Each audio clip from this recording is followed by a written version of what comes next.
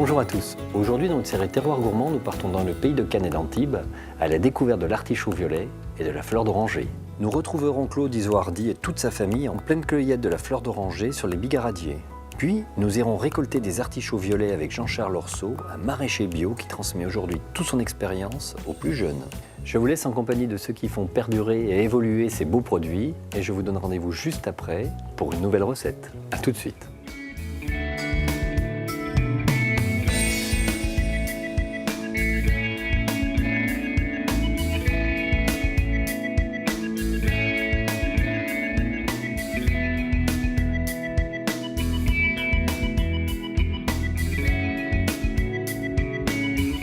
Désormais devenu un haut lieu du tourisme, mondialement connu pour son festival de cinéma, Cannes n'était sous l'Antiquité qu'un modeste village de pêcheurs.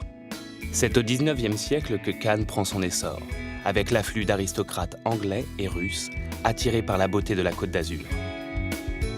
Dominé par les préalpes de Grasse, desquelles des villas s'étendent jusqu'à la côte, le pays de Cannes s'alanguit en bordure du golfe du Napoule. La variété de sa topographie et son climat généreux y ont favorisé le développement de cultures florales, roses, œillets, mimosas, orangers, ainsi que d'une agriculture essentiellement maraîchère.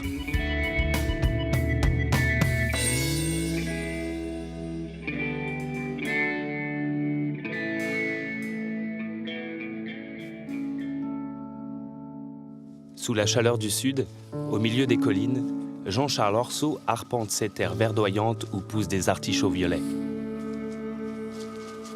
Ils sont magnifiques la benne, hein. Ils sont beaux, hein. L'artichaut violet de Provence est une variété précoce reconnaissable à sa forme conique de petite taille et à son capitule de couleur violette. Perché au milieu de sa plantation de bigaradier, aussi connue sous le nom d'oranger amer, Claude n'a Dieu que pour sa fleur. Alors voici la fleur de bigaradier, voilà. Donc c'est très délicat, il y a 5-7 pétales. Passionné par son terroir et son héritage, Claude est intarissable sur la fleur d'oranger. Il faut dire que la Provence est connue pour en être le berceau en France. Chez les Isoardi, la fleur d'oranger, c'est une histoire de famille. On la met là pour d'abord. Et ce matin, une douce frénésie règne sur l'exploitation familiale. Viens là, Minette, regarde, là t'as une branche pour toi. L'ancienne roseraie datant du XVIIIe siècle, aujourd'hui reconvertie en plantation de bigaradiers, est baignée par le puissant parfum de ses fleurs. Autour de Claude, 3 générations se retrouvent pour la récolte de ce précieux produit. L'histoire de la famille s'est bâtie autour de la fleur d'oranger. J'ai un trisaïeul qui est d'origine italienne, comme mon père, hein, et qui était maçon donc, de son métier, mais qui a installé ici, sur cette terre, des bigaradiers. Voilà. Et donc les bigaradiers sont sur ce terrain depuis plus de 100 ans. Et mon père a rencontré ma mère en venant faire les saisons de cueillette ici. Il y en a une branche plus haut, vous arrivez à mon. Oh là là, attention, attention. L'origine du bigaradier et de la fleur d'oranger est incertaine. De Chine, diront certains, d'Inde, affirmeront d'autres.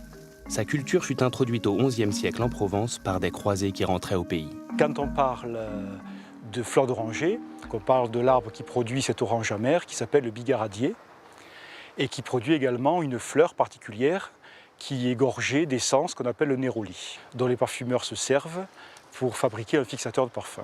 Et dans l'eau de distillation est vendue sous l'appellation d'eau de fleur d'oranger.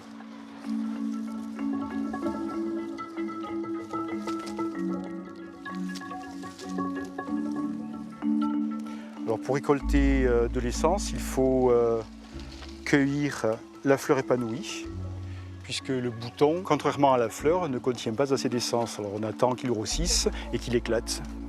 Ce savoir, Claude le partage avec celui qu'il transmet à ses élèves en tant qu'instituteur. Comme la plupart des récoltants, il fait ça à côté de son travail, par passion et attachement au patrimoine. Allez, venez entrer. La récolte de la journée est maintenant triée. On sépare l'essentiel des feuilles de la fleur. Un travail minutieux et fastidieux, mais qui n'enlève rien au plaisir de Claude. C'est quelque chose qui vient de loin et moi je ne veux pas être celui qui va arrêter la chaîne. Voilà. Donc je continue, puis ça me plaît. J'espère que quand j'aurai l'âge de papy, eh bien les petits, ils seront autour de la table, s'ils travaillent dans la région. en train de trier la fleur comme on fait aujourd'hui.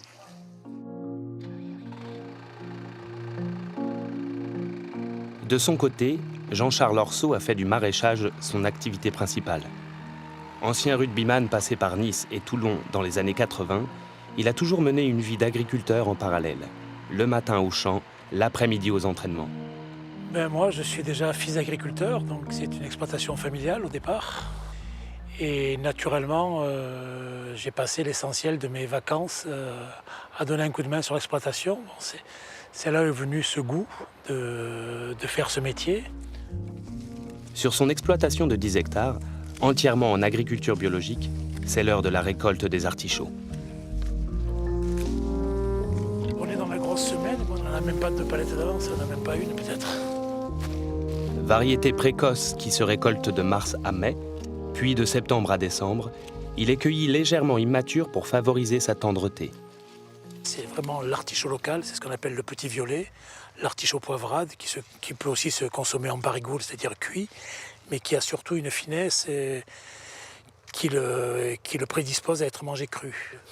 Le premier gage de fraîcheur dans l'artichaut, c'est vraiment sa fermeté, quoi. Le fait que l'inflorescence soit ferme, ça traduit vraiment qu'il y a une fraîcheur et que c'est vraiment le premier gage de qualité, comme dans la plupart des fruits et légumes, c'est la fraîcheur, quoi. Le développement de l'artichaut serait dû à Catherine de Médicis, qui au XVIe siècle l'introduisit en France. 100 ans plus tard, il occupe une place de choix à la table de Louis XIV à Versailles. C'est un vrai goût d'artichaut, avec une légère amertume, mais en fait, une texture aussi qui est très agréable. Même la partie supérieure, qui est généralement moins tendre que le cœur, elle apporte un croquant qui est tout à fait complémentaire du reste. Plante précoce et pérenne, l'artichaut s'accommode parfaitement du virage bio pris par Jean-Charles il y a une dizaine d'années. Au fil de la dégradation du commerce des fruits et légumes liés aux importations massives qui viennent des pays du Sud, européens, mais également du Maghreb, voire d'ailleurs, moi qui avais une activité essentiellement tournée vers la grande distribution, je me suis trouvé dans une impasse. Que faire? À la limite, la solution, c'était soit faire de la vente directe, soit alors aller au bout de mon métier, c'est-à-dire vraiment passer un cap, abandonner carrément les pesticides pour passer en culture biologique. Après beaucoup de sacrifices et un travail rigoureux de la terre, la récompense est là pour Jean-Charles. Considérés comme des produits d'exception, ces artichauts sont aujourd'hui très demandés.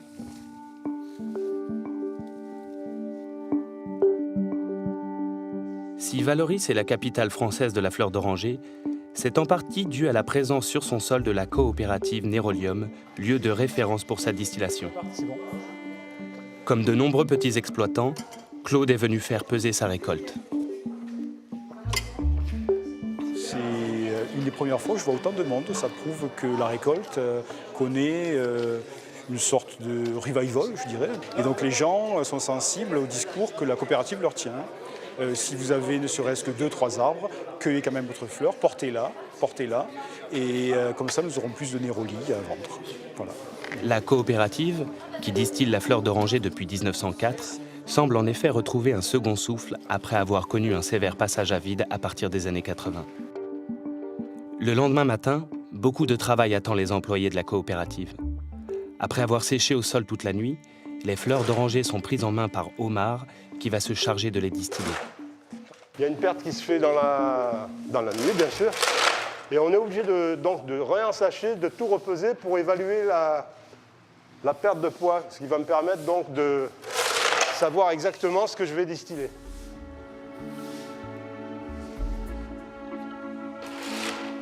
Les fleurs entament la dernière étape de leur voyage. Les techniques utilisées par Omar et qui lui ont été transmises par ses prédécesseurs sont sensiblement les mêmes qu'au début du XXe siècle.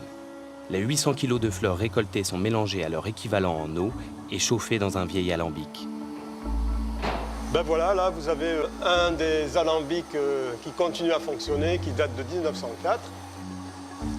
Moi, ce genre d'alambic, le peu de temps que j'y passe dessus, il me fait rêver, quoi. Je revis encore les moments qui devaient passer dans les années 1900, tous ces gens-là qui travaillaient ici. On a comme une drôle de sensation devant ces cuves. Comme si les fantômes de l'époque veillaient à ce que cet élixir garde au-delà du temps toute son authenticité. Je suis en train d'extraire donc l'huile essentielle qui est encore mélangée à l'eau. avant d'être séparés. De ce processus de séparation, Omar tirera 2 produits. Le néroli, l'essence de fleurs d'oranger, qui fournit les plus grandes parfumeries du monde, et l'eau de fleurs d'oranger, qui après avoir reposé pendant 1 mois dans des cuves, continuera sa transformation artisanale en étant mise en bouteille, puis étiquetée à la main, garantissant au produit une qualité exceptionnelle. Ouais, les autres, maintenant, c'est tout automatique. Ils mettent des additifs, des colorants, des conservateurs. Et nous, on ne met pas de conservateurs, c'est tout naturel. Son conditionnement terminé, la fleur va pouvoir être distribuée et utilisée dans les plus fines préparations culinaires. Les puristes, comme les frères Venturini, recherchent justement de tels produits d'exception. Alors que la ville de Grasse est endormie, Cyril prépare la pâte de sa fougassette, dont la recette, héritée de son arrière-grand-père, est gardée secrète. Ma fougassette, la particularité, c'est qu'elle est à l'eau de fleurs d'oranger. À travers leurs produits, ces pâtissiers de talent mettent un point d'honneur à défendre leur patrimoine familial et régional. C'est perpétuer une tradition, voilà, mettre en valeur nos produits régionaux et mettre en valeur Grasse avec sa traditionnelle fougassette qui fait partie des 13 desserts de Noël.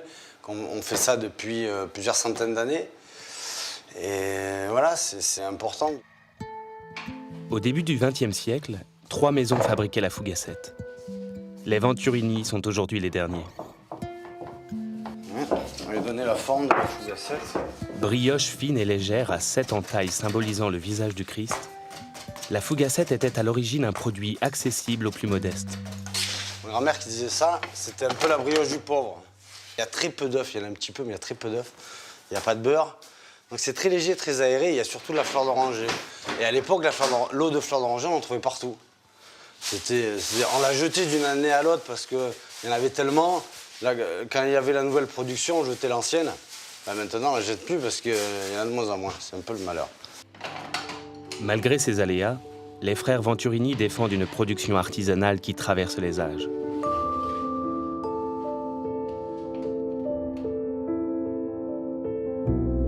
Nous retrouvons Thierry, le jumeau de Cyril, sur son stand. Au marché, le succès de la fameuse fougassette se confirme. Elles sont réservées, j'en ai plus. Ah. J'en ai plus. Merci, je vous fais la bise. Merci. Et c'est un produit qui rappelle l'enfance, parce que de génération en génération, ils viennent nous voir depuis pratiquement 100 ans. Les grands-parents amènent leurs petits-enfants, et beaucoup, ça leur rappelle leur enfance. Et c'est des produits basiques, en fait, et naturels. Ça fait que tout le monde aime, les enfants, ils aiment. Et lorsqu'ils ont ce goût-là à l'enfance, ils y reviennent toujours. La fleur d'oranger, parfum d'enfance et de soleil, est promise à un bel avenir sur les tables des gourmands de Provence et d'ailleurs.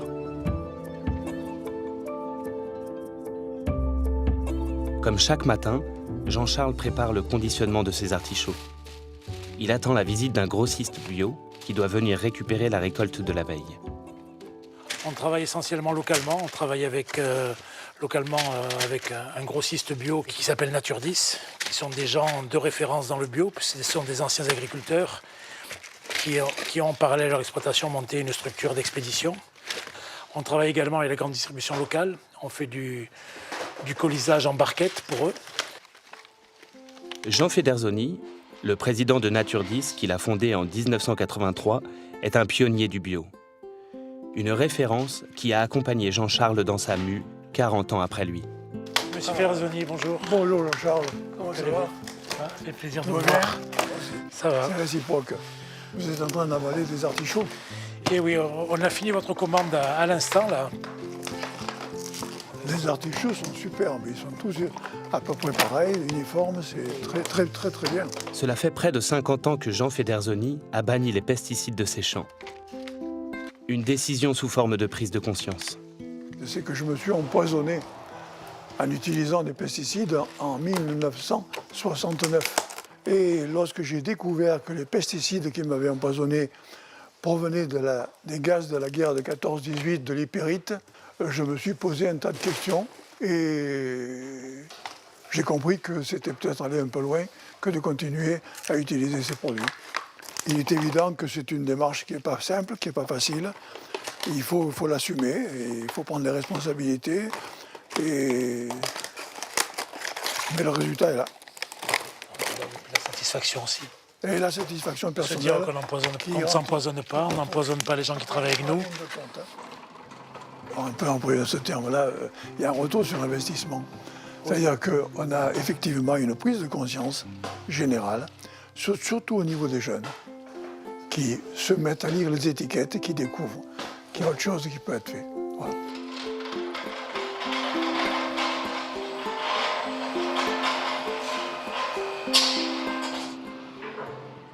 L'artichaut, comme la fleur d'oranger, a sa recette typique et ses promoteurs indéfectibles. Dans son restaurant cannois, aux bons enfants, Luc Giorzetti s'affaire en cuisine. Moi je le fais au couteau, c'est plus rapide. Donc après on taille légèrement le fond de l'artichaut. Alors le restaurant est dans la famille depuis 1935, donc ça fait 82 ans. Et il y a eu 3 générations, en fait. Ma grand-mère qui a été la fondatrice, la créatrice du restaurant, qui était au fourneau, mon père et ensuite moi depuis 99. Et donc ça fait 3 générations, c'est une histoire qui se perpétue, ça fait plus de 80 ans qu'on est la même famille en fait à la tête du restaurant. Et j'ai mon fils qui actuellement justement fait l'Institut Paul Bocuse à Lyon. Alors peut-être une 4e génération qui est en attente. Donc ensuite on les coupe en 4. Alors on enlève un petit peu le foin qu'il peut y avoir à l'intérieur. Ici, on défend une cuisine simple et traditionnelle, alors forcément, l'artichaut à la barigoule a sa place à la carte. C'est une recette typique, je dirais, d'ici du Sud, avec ces petits artichauts. Et l'artichaut, effectivement, pour moi, ça évoque un peu la Provence, les plats quand j'étais gamin. Mais bon, j'aime bien le travailler, c'est un produit avec une saveur vraiment particulière. L'artichaut à la barigoule doit son nom aux champignons dont il était farci à l'origine. Et si ce dernier n'est plus utilisé depuis longtemps, l'appellation, elle, est restée. Oui, on perpétue complètement la tradition. Il y a certaines recettes, alors la carte a évolué, mais enfin il y a certaines recettes qui sont un peu immuables. Là, l'artichaut barigoule, c'est typiquement une recette classique, quoi, que faisait ma grand-mère. Donc c'est un petit peu un retour en arrière, on est toujours un peu nostalgique, on pense aux grands-parents, à son enfance, c'est un peu la Madeleine de Proust, quoi. De la terre à la cuisine, l'artichaut est un bout de notre patrimoine où saveur et savoir-faire se font écho l'un à l'autre. Si tu peux, Hermire, me verser l'eau dans les artichauts, s'il te plaît, la bouteille qui est là. Ici. C'est toujours agréable de savoir que les choses peuvent se perpétuer et qu'une fois qu'on n'est plus là, il y a des traditions qui restent et c'est un petit peu ce qui fait la culture française aussi, d'une manière générale. Donc transmettre ce savoir, c'est ce qui est le plus important. La transmission, c'est bien le maître mot de tous ces travailleurs de l'authentique qui, par leur engagement, créent des ponts entre hier et demain. Sur l'orangeraie familiale, Claude Isoardi et son père Maurice accompagnent Delphin, le fils de Claude, qui va planter son premier oranger. On a un gros soleil là, on peut le planter ici, qu'est-ce que ça passe? On est bien là, Voilà, on est bien en ligne. Ils sont heureux de lui transmettre l'amour de ce produit. L'émotion est palpable au moment où Delphin dépose le jeune arbuste en terre. Alors vas-y, tu le poses bien au milieu, dans l'axe des 2 autres. Exact, il est bon. Voilà, très bien. Là, il est bon. J'ai commencé à cuire moi, en 37. Heureusement qu'il y a la relève. Heureusement. Et oui, on a eu plusieurs gels, malgré ça, on a toujours continué à les entretenir. Pour nous, la fleur d'oranger, c'est aussi une histoire d'amour. Une histoire d'amour entre les êtres, mais aussi une histoire, une affection entre les arbres et ceux qui s'en occupent. Les arbres nous rendent beaucoup de ce qu'on leur donne. Delphin devra s'armer de patience. D'ici 1 an, il pourra greffer son oranger pour en faire un bigaradier. Il lui faudra ensuite attendre encore 4 ans pour pouvoir récolter ses premières fleurs et ainsi assurer la pérennité de l'orangeraie. S'assurer que la fleur continue d'exister, c'est le combat de Renée Pugy. Présidente de la coopérative Nérolium, elle s'occupe de planter des bigaradiers qui se sont raréfiés à cause de l'activité immobilière et encourage les petits exploitants comme Claude à récolter et transmettre leur savoir. Il avait planté les pépins. Voilà. Et on est arrivé à faire un arbre comme ça. C'est magnifique ça. C'est magnifique, complètement. La fleur d'oranger, ça fait partie de notre identité, ça fait partie de notre histoire, de notre patrimoine. C'est essentiel. C'est un patrimoine végétal, hein, mais c'est un patrimoine quand même. On ne détruit pas le patrimoine, hein, on ne détruit pas le château, il faut le garder. Et ces bigaradiers, bon, peut-être que la nature étant ce qu'elle est, il arrive un moment où il y en a qui meurent, mais il faut les remplacer justement pour que ça continue, pour que la récolte continue. Que ça continue. C'est sans doute ce à quoi Claude pense alors qu'il admire avec son fils le dernier né de l'exploitation familiale. Jean-Charles Orceau, lui, prend chaque année de nombreux stagiaires avec cette ambition de leur enseigner son savoir-faire. Et ce matin, Maxime et Max sont venus lui prêter main forte pour la récolte de ses artichauts. Grande attention de ne pas couper les rejetons, hein, Maxime? Dans l'agriculture, la transmission, c'est quelque chose qui est quand même fondamental, hein. Ça ne fait que 7 ans qu'on est passé en bio, donc on est aussi à un stade d'expérience et on partage aussi beaucoup d'expérience par rapport à une logique de diversification de culture, par rapport à des essais que l'on fait, par rapport à des loupés que l'on a et que l'on essaie d'éviter l'année d'après, quoi. Donc il y a à la fois une transmission, il y a aussi un partage, puisque je leur donne des informations et ils m'en renvoient aussi, quoi. L'arrivée d'une nouvelle génération d'agriculteurs, déjà très sensibilisés par le bio, redonne un second souffle à l'agriculture traditionnelle. Tu vois Maxime, là j'ai fait une bêtise, tu vois, j'ai coupé un peu long. Ah, et du coup il y a le petit derrière qui va pas grandir. Qui a été sacrifié. Pour moi, le bio, c'est devenu une évidence aujourd'hui. Donc même si c'est encore un petit peu flottant sur quelques aspects de l'agriculture, c'est vraiment là-dessus qu'il faudra travailler. Et donc voilà, on va prendre des choses, les savoirs anciens, et essayer de rajouter la sauce nouvelle, la sauce du bio. Même si je tiens à dire quand même, le bio, avant, ça allait de soi. C'était tout en bio. Du coup, voilà, de revenir à un savoir, c'est pas vraiment nouveau. Échange entre deux générations réunies par leur volonté de cultiver d'une belle manière, dans le respect de la terre, et qui donnera le ton à l'agriculture de demain. Si je cherche à leur faire passer quelque chose, et ce qui est essentiel dans la base, quand on veut s'installer, quand on veut être son propre patron sur un bout de terre, c'est de savoir que c'est la terre qui commande, bon, et qu'à partir de là, il faut l'accepter, bon, et chercher à prendre le bon côté des choses aussi, et profiter des saisons, profiter des moments, et essayer de les vivre bien, parce qu'on y passe l'essentiel de notre vie, quoi. Jean-Charles et Claude sont aussi différents l'un de l'autre que le sont l'artichaut et la fleur d'oranger. Mais ils partagent la même passion pour leur terroir et le même désir de le voir perdurer, pour que leur travail et leurs produits s'insèrent dans la modernité et relèvent les défis à venir.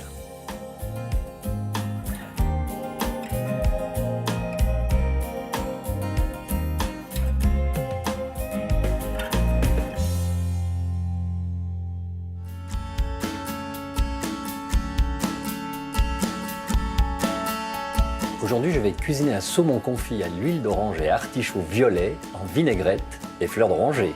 Pour réaliser cette recette pour 4 personnes, il vous faudra 4 morceaux de saumon de 110 g, 1 litre d'huile de pépins de raisin, du sel fin, une orange, de la fleur de sel de Guérande, 12 artichauts poivrades, 5 centilitres d'huile d'olive, 150 g de vin blanc, une botte de basilic, un citron jaune, du sel fin, 1 litre de bouillon de volaille, 5 centilitres d'huile d'olive, 5 centilitres de vinaigre balsamique rouge, 2 centilitres d'eau de fleur d'oranger, 15 g d'olive violette, une barquette de mini basilic.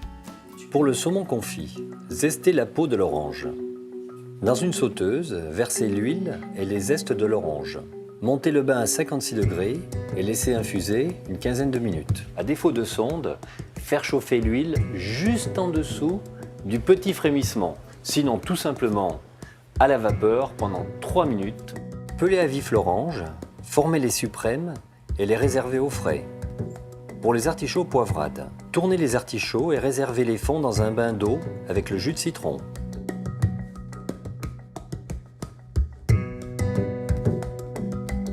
Dans une sauteuse, versez un trait d'huile d'olive, ajoutez les artichauts, les assaisonnez de sel fin et déglacez au vin blanc. Ajoutez les feuilles de basilic, laissez réduire et mouiller avec le bouillon de volaille. Laissez cuire, les artichauts doivent être bien fondants, puis les réserver au frais dans le bouillon de cuisson. Pour la cuisson du saumon, plongez le saumon dans de l'huile infusée à 56 degrés et laissez-les 12 minutes sans les toucher.